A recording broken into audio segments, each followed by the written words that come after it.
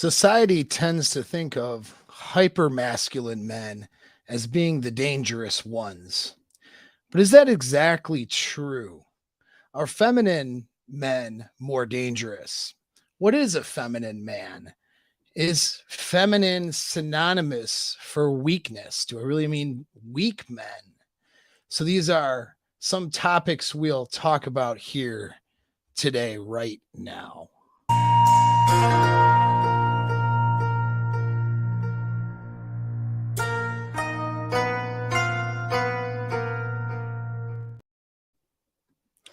Welcome, welcome, Paul from Apex Mindset with my new short show format, Elevate with me. We're going to talk about the dangers of feminine men. Well, we need to sort of come up with some definitions of this too, right? Because this can be very triggering.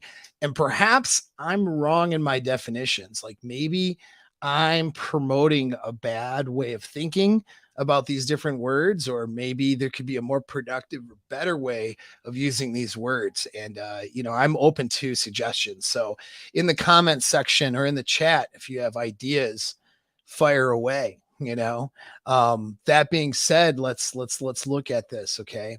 So we look at society sort of puts up masculinity as being the villain. I mean, that's generally what you see now, even our in pop culture, popular media. Movies today tend to be a hero story involving oftentimes a woman overcoming an abusive or terrible male force or man, right?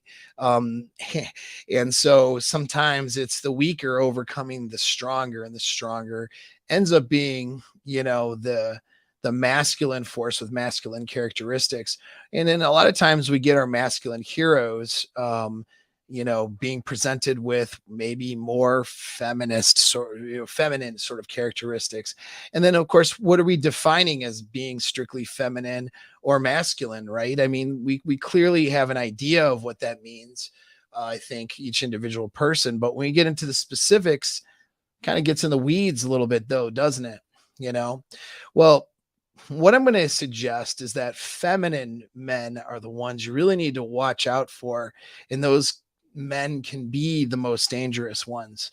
And I don't think femininity is necessarily synonymous with weakness, but we tend to look at feminine traits as being more submissive, more agreeable, you know? And so, how could somebody more submissive or more agreeable be, let's say, more dangerous? Okay. And the reason that is because when men, and I'm not, let me make some caveats here. I'm not talking about, let's say, gay men, right, who are feminine and who are attracted to other men, let's say. Okay. I'm not here to gay bash anything. Like, if you're gay, good for you. Right. I have no problems with that, and I'm not threatened by it at all. So you have feminine men that are, not heterosexual. Um, what about that? So I wouldn't necessarily say that about a heterosexual feminine man. So we got to be sort of clear here. When I'm saying a dangerous feminine man, I'm referring to a man who wants to have sex with women. So however he defines himself, because I know there's a lot of definitions now for gender preferences and sexual preferences. And so, whether he is, considering himself non-binary or not, if he is interested in having sex with women and has more or less feminine traits that he embraces, and in fact more or less even shows up to presents an identity of being a male feminist, right?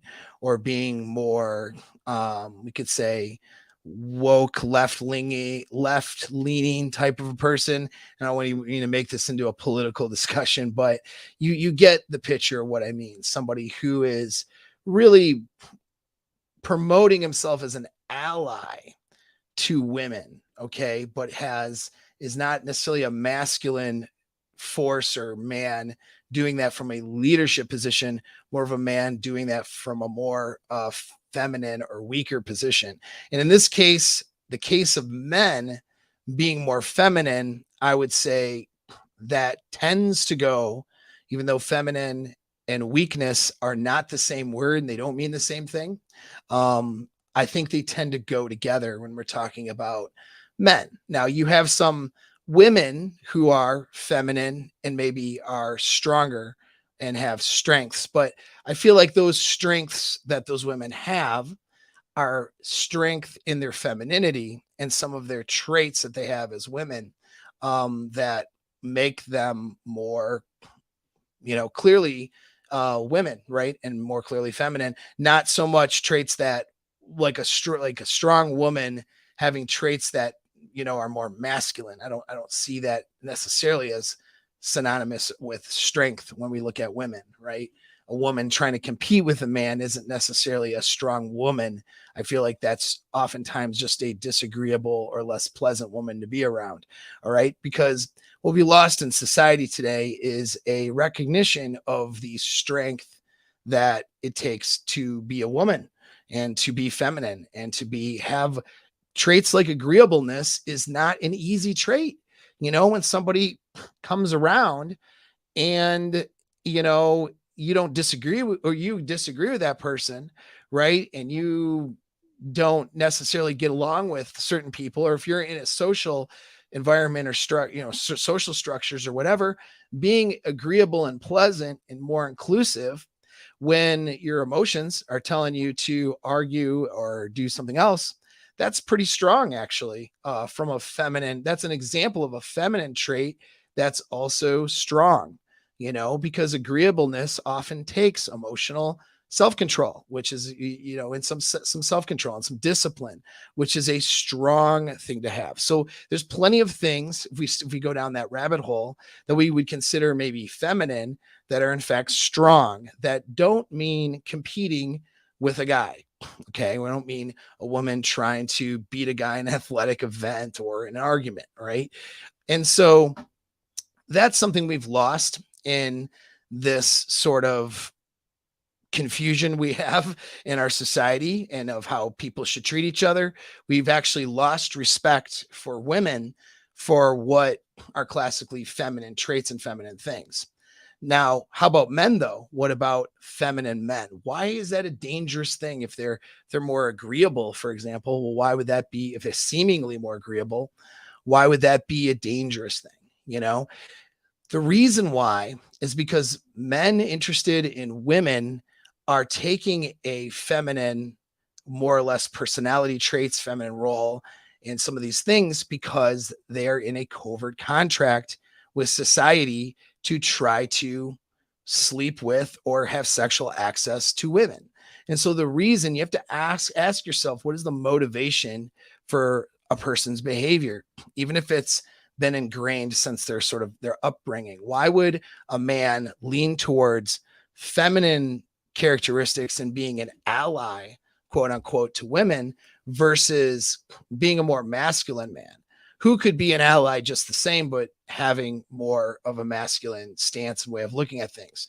Oftentimes, I'm not saying every time, but oftentimes the feminine man is really looking to have sexual access to women. And that is why he's behaving with inclusiveness, having acceptance, excuse me. And also, having those agreeable traits and all of those things. And what can come with that is some neuroticism as well, and a lack of emotional self-control. So men with a lack of emotional self-control can be very, very dangerous.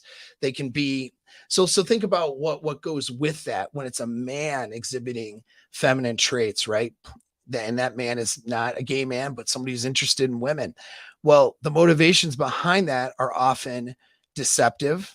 He's trying to placate to the female sensibilities so that he can isolate a woman, right? And develop a comfort level with women so that he can have sexual access, right? And since it's done in terms of a covert contract and it's done a little bit deceptively for a lot of these men, what happens when they don't have sexual access? What happens when that girl says, yeah, you've been an ally and you've been super nice to me and supportive of me as a woman, but I don't want to sleep with you. What happens then? That guy can often turn and be very, very divisive because he is in a covert contract, which is by nature deceptive. He is acting a certain way because he wants sexual access. He wants to be able to sleep with women. And predators, too, sexual predators will often hide behind this. Some of your most prolific serial killers who have, we'll say assaulted and murdered and of a sexual nature, too, have done that to women were men with a lot of feminine traits. And violent men and abusive men are men with a lot of neuroticism and a lack of emotional self-control, right? But then they present oftentimes a facade or a face of being agreeable and being more welcoming and pleasant to be around. They're really not. They're trying to present that. And, of course, as soon as, they have a chance to socially signal or virtue signal to get acceptance by, from female sensibilities, what do you see? Divisive behavior. You see it showing up on the internet. Guys who become very divisive, very attacking, and will go as far even as trying to, you know, attack people in their personal lives using technology and the internet. That's a person who is, representing really psychopathic traits in a way, but are presenting a agreeable, I'm an ally to women. I'm supporting of women's rights and a male feminist and all these things. They're presenting that facade, right? And they're presenting these effeminate traits and characteristics. But really, though, behind that is a lot of deception and a lot of anger and a lot of angst to not having the sexual access that they really hope to get through their behavior. And so that kind of thing being a guy who's an ally and very feminine is really a red flag for a predator or for somebody who is at the very least a very deceptive individual and is actually a danger to these girls. Okay. And so that is something to think about that usually isn't presented in the mainstream world. Usually the hyper masculine guy is the dangerous guy. Now, don't get me wrong. There's guys with really masculine traits who can be violent and all that too, and can be dangerous. Arguably, a masculine man is more capable of, causing damage, let's say, than a more effeminate man. But a masculine man who embraces masculinity, okay, is somebody who also demonstrates low neuroticism and a higher level of emotional self-control. Doesn't mean that guy will never get angry. Doesn't mean that guy will never display an emotion, but he's not going to act on his emotions in such a way where it shows up as abuse or it shows up as violence or problems to somebody else. A guy, on the other hand, who is in a covert contract, deceptively trying to placate to women, he doesn't get what he wants. Things are going his way.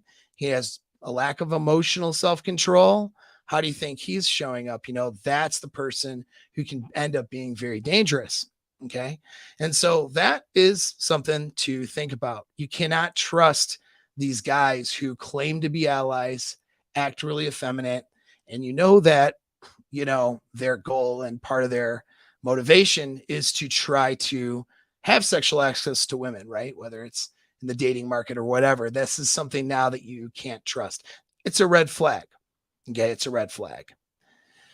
So if I'm talking about these issues, if there's some language I'm using that I could use in a better way, like I said, throw it in the comments. I'm open to suggestions because I am open to learning how to approach these topics using, words that have the right meaning and make the most sense.